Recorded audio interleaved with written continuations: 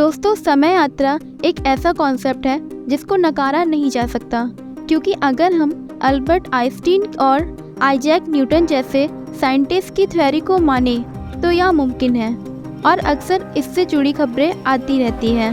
Hollywood की कई blockbuster फिल्मों में समय यात्रा को बड़े ही अनोखे अंदाज में दिखाया गया है।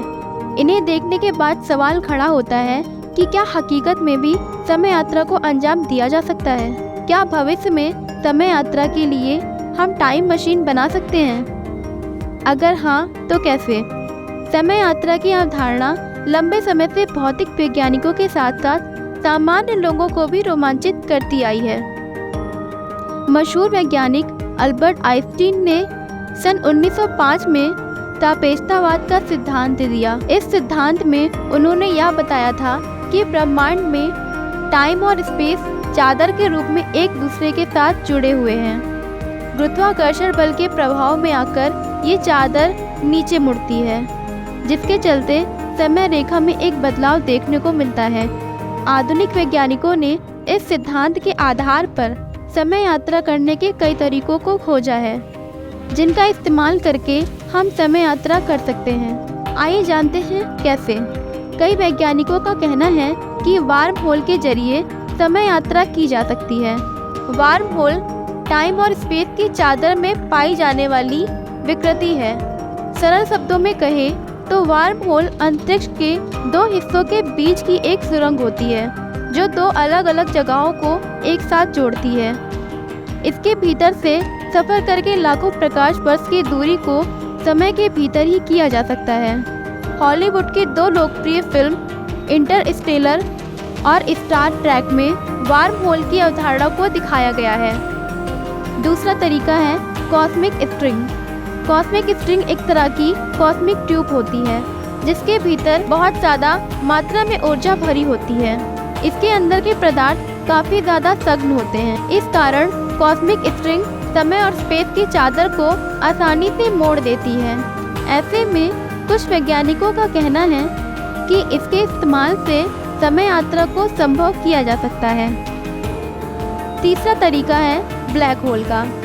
ब्लैक होल ब्रह्मांड के सबसे सघन ऑब्जेक्ट में से एक होते हैं। इनका गुरुत्वाकर्षण बल इतना अधिक होता है कि ये अंतरिक्ष में फैले टाइम और स्पेस की चादर में बहुत बड़े सुराख कर देते हैं। वैज्ञानिकों का कहना है कि ब्लैक होल के क्षितिज के पास समय काफ़ी धीमा चलता है।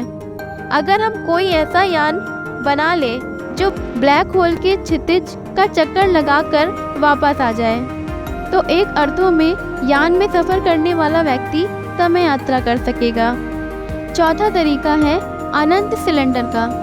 मशहूर वैज्ञानिक फ्रैंक टिपलर ने इस सिद्धांत को सामने रखा था। उनका कहना था कि अगर हम सूर्य के 10 गुना ज़्यादा वजन के किसी पदार्थ को अरबों खरबों बार लपेटकर एक लंबी व सघन सिलेंडर में बदलकर उसे काफ़ी तेज़ी से घुमाएं, तो इसके जरिए हम समय यात्रा कर सकेंगे। इस सिद्धांत के मुताबिक सिलेंडर का आकार सीमित, असीमित या कहीं अनंत होना जरूरी है। सैद्धांतिक स्तर पर ये भले ही ठीक है, प्रायोगिक स्तर पर ये असंभव है। पांचवा तरीका है प्रकाश गति। आइंस्टीन के सापेक्षतावाद के सिद्धांत की माने तो अगर हम कोई ऐसा यान बना लें जो प्रकाश की गति से सफ़र करने में सक्षम हो, तो इसके जरिए हम समय यात्रा कर सकते हैं। हालांकि समय यात्रा की यह अवधारणा सैद्धांतिक स्तर पे ही सही है, प्रायोगिक स्तर पर ऐसा नहीं हो सकता। भौतिक नियमों की माने तो प्रकाश की गति से वही पदार्थ सफ़र कर सकते हैं जिनके भीतर मास नहीं होता।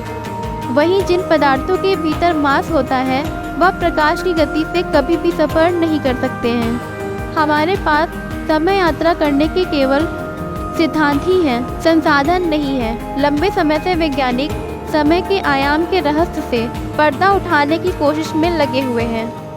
अगर आपको हमारी वीडियो पसंद आई तो वीडियो को लाइक और चैनल को सब्सक्राइब करना, साथ ही बेल आइकन को प्रेस करना मत भूलिएगा। Thank you for watch.